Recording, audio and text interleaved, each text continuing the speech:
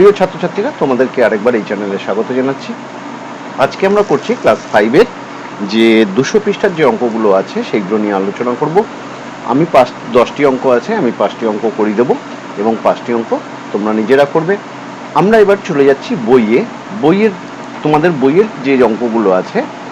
দেখো, আমি তোমাদের করাচ্ছি ফার্স্টে 2 নম্বর অঙ্কটি। মীরা 10টি লজেন্স কিনতে 5 টাকা দিয়েছিল। মীরা 4টি লজেন্স কিনলে কত পয়সা দিত? আবার পড়ছি, মীরা 10টি লজেন্স কিনতে 5 টাকা দিয়েছিল, তাহলে মীরা 4টি লজেন্স কিনলে কত পয়সা দিতে হতো? তাহলে যাই বোর্ডে। তাহলে দেখো, প্রথমে দেখো মীরা 10টি লজেন্সের জন্য ক টাকা দিয়েছিল? 5 টাকা। 1 টাকা মানে কত পয়সা? 100 পয়সা। তাহলে 5 টাকা মানে কত পয়সা? 5 টাকা মানে হচ্ছে 500 পয়সা। তাহলে আমরা সবসময়ের জন্য এখানে কি লিখব? সমস্যাটি হলো বলে লিখব। তাহলে লিখলাম সমস্যাটি হলো, একটা হচ্ছে লজেন্সের সংখ্যা আর তার সঙ্গে দাম বা পয়সা, ব্র্যাকেটে পয়সা লিখে দিচ্ছি। কেন আমরা দামটা কিসে ধরছি? পয়সা। ঠিক আছে। প্রথমে হচ্ছে 10টি লজেন্স 500 পয়সা। কেন 5 টাকা মানে হচ্ছে 500 পয়সা? তাহলে আমি এখানে লিখতে পারি 5 টাকা সমান সমান 500 পয়সা। ঠিক আছে, হলো। এইবার তাকাও, আমার কাছে চেয়েছে কটি? 4টি লজেন্স। কত পয়সা আমি জানি না। যেটা আননোন, যেটা অজানা, সেটাকে আমরা ডান দিকে লিখবো, সবসময়ের জন্য ডান দিকে লিখবো। তাহলে দেখো, আমি অঙ্কটি করছি। 10টি লজেন্সের দাম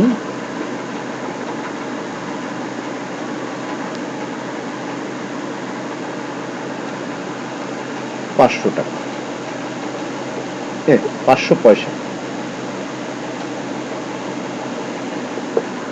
তাহলে একটি লজেন্সের দাম কি হবে? কমবে না বাড়বে? ন্যাচারালি আমরা যদি 10টা লজেন্স কিনছি, যে পয়সা দিচ্ছি, একটা লজেন্সে আমি তার চেয়ে কম দেব। কম হলে আমরা বলেছি ভাগ। তাহলে 500কে আমি 10 দিয়ে ভাগ করব পয়সা। এইবার হচ্ছে 4টি লজেন্স। তাহলে দেখো, 500 গুণ 4 ডিভাইডেড বাই 10 পয়সা।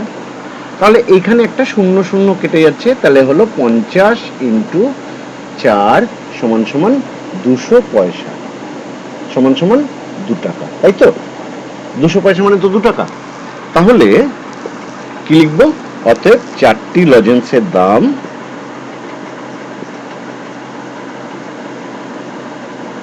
কত টাকা? 200 পয়সা বা 2 টাকা। 200 পয়সা বা 2 টাকা। ঠিক আছে, বোঝা গেছে? এরপরে পরের যে অঙ্কটি আছে সেই অঙ্কটি একটু পড়ব। তার আগে অঙ্কটি পড়ে নিই। 3 নম্বরের যে অঙ্কটি আছে, রামু গরুর গাড়ি চেপে 240 মিনিটে 24 কিমি পথ যায়। সে গরুর গাড়ি চেপে 10 কিমি কত সময় যাবে? আবার পড়ছি, যে 240 মিনিটে যাচ্ছে, 24 কিলোমিটার পথ যাচ্ছে, তাহলে সে গরুর গাড়ি চেপে 10 কিলোমিটার পথ যাবে, কত সময় লাগবে সেটা দেখতে বলেছে। তাহলে দেখো, আমরা অঙ্কে যাচ্ছি। যে কি চেয়েছে? আমার কাছে বলেছে গরুর গাড়ি চেপে 240 মিনিটে পথ যাচ্ছে 24 কিলোমিটার, আর 10 কিলোমিটার যেতে কত সময় লাগবে। তাহলে সময়টা হচ্ছে চেয়েছে, সময়টা হচ্ছে অজানা। তাহলে অজানাটাকে আমি লাগবো ডান দিকে। তাহলে জানাটা কি? জানাটা হচ্ছে কত কিলোমিটার, তার মানে হচ্ছে দূরত্ব, আর এদিকে হচ্ছে সময়। তাই তো? তাহলে দূরত্ব প্রথমে ছিল 24 কিমি, তখন আমার লেগেছিল কত মিনিট? 240 মিনিট। এইবার হচ্ছে 10 কিমি, আমি জানি না কত সময় লাগবে। ঠিক আছে, তাহলে আমরা কি লিখবো? যেটা অজানা সেটাকে আমরা সবসময়ের জন্য ডান দিকে লিখবো, বারবার করে বলছি। তাহলে দেখো, 240 কিলোমিটার, 240 না, 24 কিলোমিটার পথ যায় কত? 240 মিনিটে।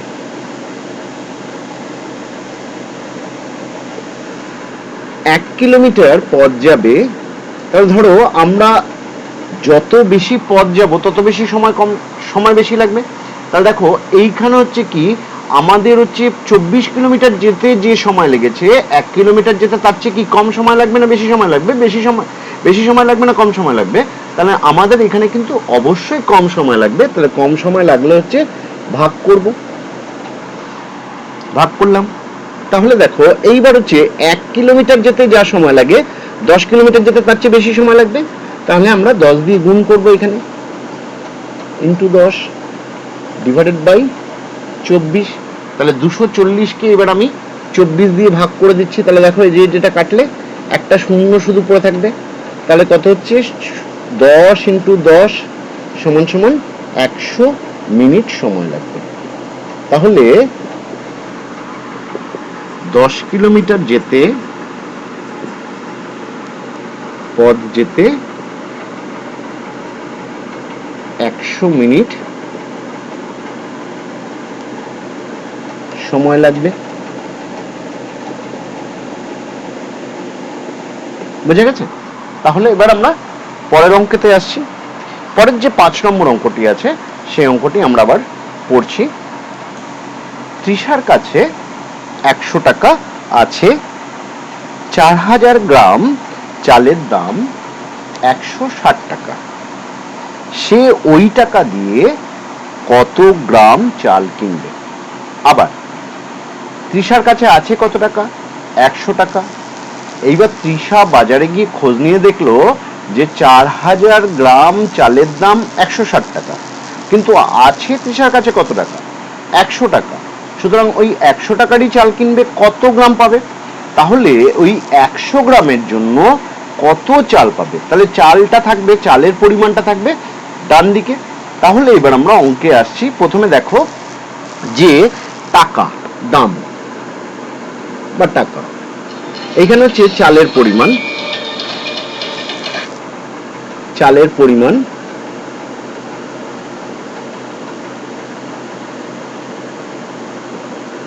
দাম হচ্ছে কত টাকা? 160 টাকা প্রথমে নিয়েছিল। ক কেজি? 4000 গ্রাম। ঠিক আছে, এইবার তাকাও, এইবার আমার কাছে তৃষার কাছে আছে কত টাকা? আসে হচ্ছে 100 টাকা। কত গ্রাম আমি জানি না। তাহলে 160 টাকায় পাওয়া যায়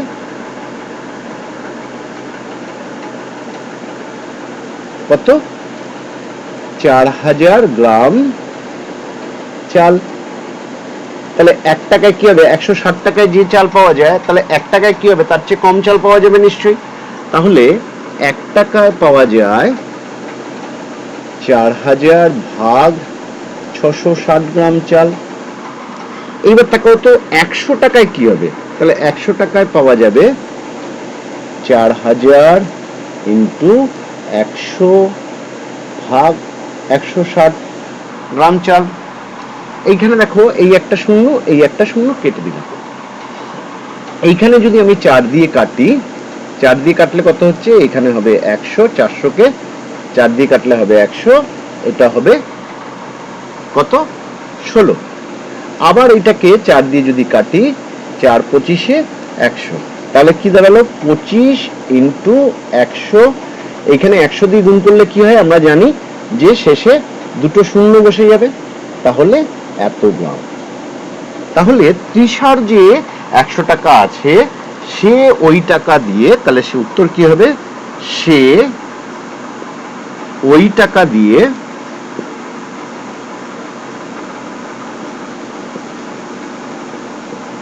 2500 গ্রাম চাল কিনবে। বোঝা গেছে? তাহলে দেখো পরের যে অঙ্কটি আছে সেটি নিয়ে আমরা আলোচনা করছি। দেখো 7 নম্বর অঙ্কটি যেটা আছে সেটা হচ্ছে 16 টাকায় 500 গ্রাম চিনি পাওয়া যায়। 1 কিগ্রা চিনির দাম কত? আবার 16 টাকায় পাওয়া যায় 500 গ্রাম, তাহলে 1 কিগ্রা চিনির দাম কত? তাহলে দাম কত অর্থাৎ হচ্ছে টাকা কত, তাহলে যেটা টাকা চাইছে সেটাকে আমরা লিখব, দামটা হচ্ছে ডান দিকে। এইবার হচ্ছে এইখানে দেখো একটা আছে গ্রামে 500 গ্রাম চিনি, আরেক জায়গায় আছে 1 কেজি চিনি। তাহলে 1 কেজি মানে কত? 1 কেজি মানে হচ্ছে 1000 গ্রাম। তাহলে দেখো আমরা বোর্ডে সমস্যাটা বলে লিখে নিয়েছি। দেখো সমস্যাটা কি, প্রথমে বলেছে 16 টাকায় পাওয়া যায় 500 গ্রাম চিনি। কেন আমি তাহলে 16 টাকাটাকে আগে রাখলাম না কেন? তার কারণ হচ্ছে পরে আমার কাছে চেয়েছে 1 কিগ্রা চিনির দাম কত, অর্থাৎ হচ্ছে দামটা চাইলো, দামটা হচ্ছে আমার কাছে অজানা, তাই জন্য কিন্তু আমি দামটাকে ডান দিকে রেখেছি। তাহলে দেখো 500 গ্রাম চিনির দাম 16 টাকা, 1 কিগ্রা মানে হচ্ছে 1000 গ্রাম, 1000 গ্রামের দাম কত আমি জানি না। তাহলে আমি কি লিখবো, 500 গ্রাম চিনির দাম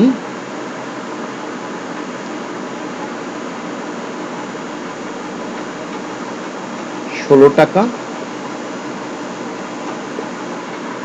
1 গ্রাম চিনির দাম 16 ভাগ 500 টাকা। কেন 1 গ্রাম চিনির দাম কি, আমি যখন 500 গ্রাম চিনি কিনছি, যে টাকা দিচ্ছি 1 গ্রাম আমি চিনি কিনবো, অর্থাৎ কম চিনি কিনবো, তাহলে কি আমি বেশি টাকা দেবো না কম টাকা দেবো? নিশ্চয়ই কম টাকা দেবো। তাহলে আমরা ভাগ করে ফেলবো।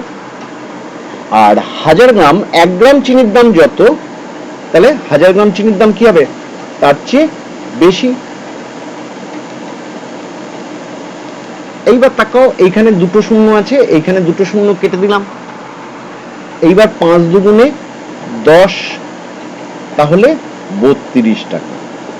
তাহলে 1 কিগ্রা চিনির দাম, উত্তর হবে 1 কেজি বা 1 কিগ্রা চিনির দাম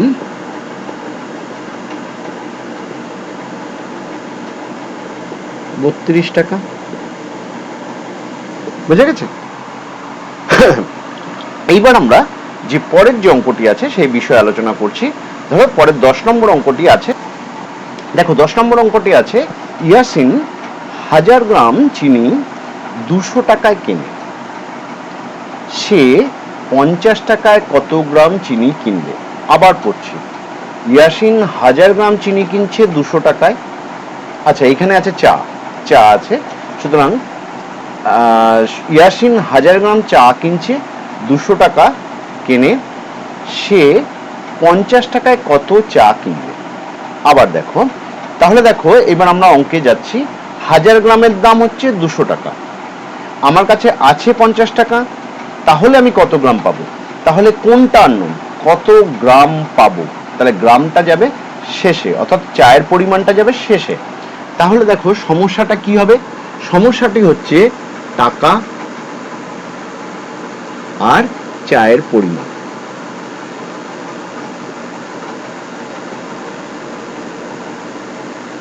তাহলে দেখো 200 টাকা তখন পাচ্ছি কত গ্রাম, 1000 গ্রাম, তাই তো? এইবার হচ্ছে আমার কাছে ইয়াসিনের কাছে কত টাকা আছে, 550 টাকা, তাহলে কত গ্রাম জানি না। তাহলে ইয়াসিন 200 টাকায় 1000 গ্রাম চা কেনে, 1 টাকায় সে কি করবে, 1 টাকায় কি হবে, কম কম কম হবে, তাহলে ভাগ 50 টাকায়, তাহলে 1 টাকায় যত তার চেয়ে 50 টাকায় বেশি হবে, তাহলে ইন্টু 50। তাহলে দেখো তো এই দুটো কেটে গেল, দুটো শূন্য আমি কেটে দিলাম। 5 এখানে আছে 10, তাহলে 5 দুগুণে 10।